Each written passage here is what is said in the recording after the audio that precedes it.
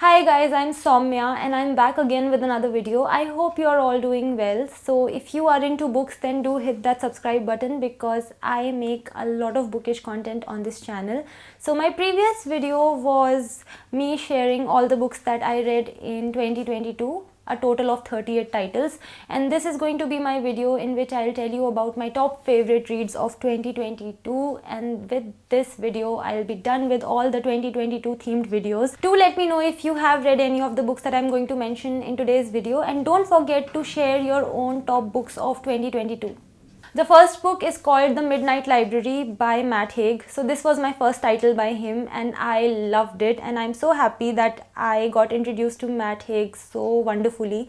So The Midnight Library is a story about a woman named Nora Seed who is leading a miserable life, and she is also depressed.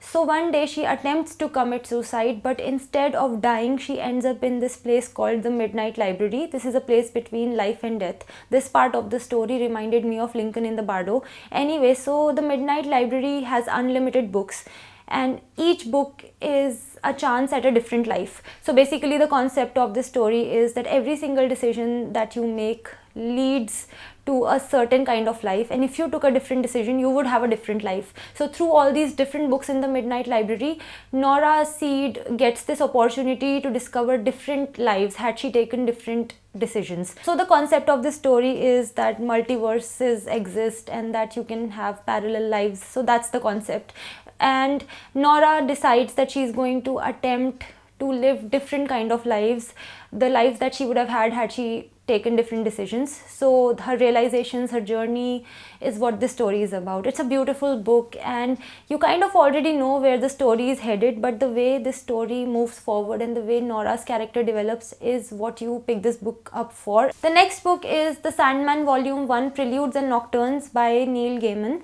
So this is a very famous graphic novel series, as you all must know. So I had been contemplating picking this up for a very long time, 5-6 years. Finally I read the volume 1 in 2022 and I was blown away by this book, not even going to lie. So this is a story in which King of Dreams Morpheus is imprisoned, and that's all I'm going to say. So a lot of things happen after he gets imprisoned, and then, well, I don't want to spoil any of it. For the first 15-20% of the book I was trying to keep up with the story, trying to understand what the story is all about, and when I finally got into the loop I couldn't put this graphic novel down. It was a very engaging experience. The reason I like The Sandman is the genres that it deals with are fantasy and horror. There is so much going on in this graphic novel and it is a roller coaster ride, and I love it. The vastness of the story in terms of the timeline, in terms of geography, range of characters, scope is absolutely phenomenal. The next book is Before Your Memory Fades by Toshikazu Kawaguchi. So I love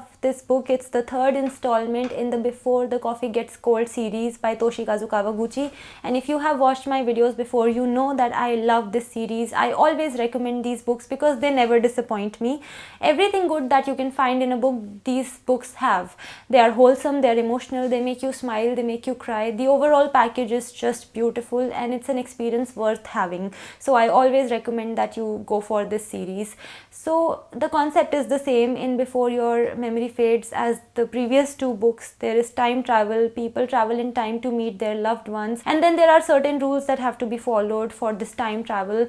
And in Before Your Memory Fades, the only difference is that instead of Cafe Finiculi Finicula, this story is taking place in another cafe called Cafe Donna Donna. So that's it. Apart from that, it's equally wholesome and beautiful as the previous two books. The next book is The Shadow on the Wall by Ruskin Bond. So this is a collection of ghost stories, and that's it. I loved reading this book. It was so entertaining for me because firstly, short stories are really crisp, and also this book individually is very short, so it got over in no time. So that was great. Also, Ruskin Bond is one of my favorite authors and his books never disappoint me.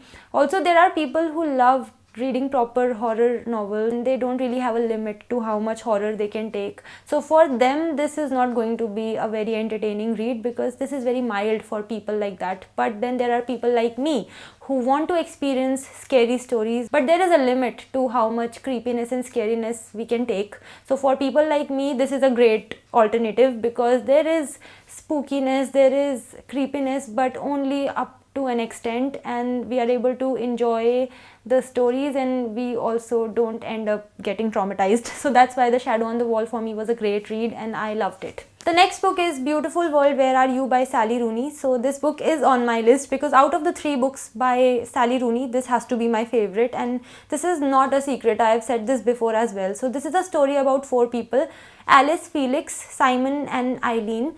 So it's about their love lives, and it's about Alice's and Eileen's lives as well. So they are best friends and they write to each other frequently, and those emails are also included in this book.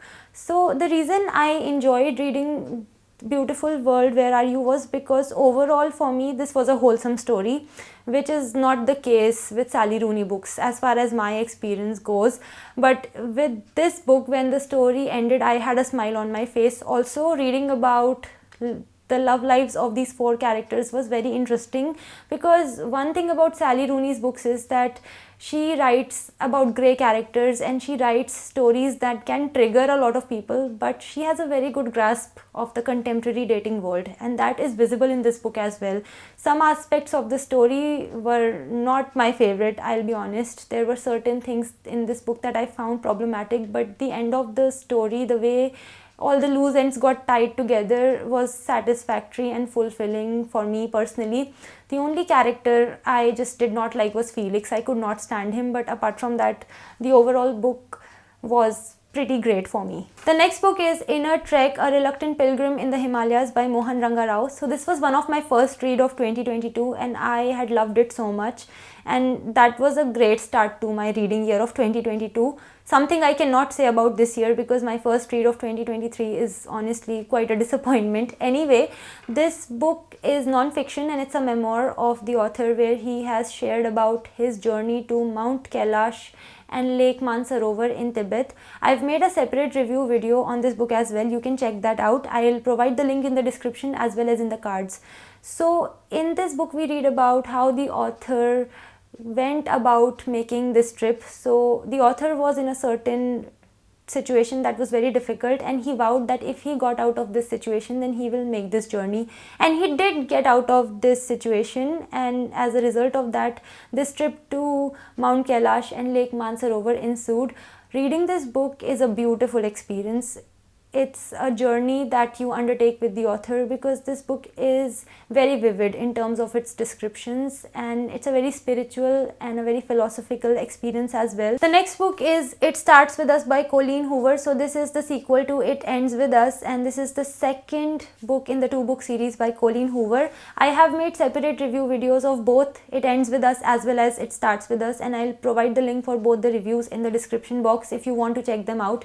The events in It Starts With Us pick up after the events of It Ends With Us, and well, we have some recurring characters in this book as well. So we have Lily, Atlas, Ryle obviously, and then there are certain new characters as well that add very well to this book and the story in it. The reason I liked this book was because it was a very wholesome and a positive experience, especially compared to the first book, It Ends With Us. Also, another major reason for liking this book was how this book introduced the character of Atlas once again. Atlas was there in the first book as well, but in this book we really discover about his character and about his life. In the first book he's lovable too, but in this one he's more lovable. The overall vibe of the story is again no nonsense. Domestic violence is inexcusable and you should stand up to it and not tolerate it no matter what. So that is a point that this story drives home as well. So those were my top reads of 2022. Let me know if you have any book in common and if you would like to read any of these books, and don't forget to share your own list in the comments.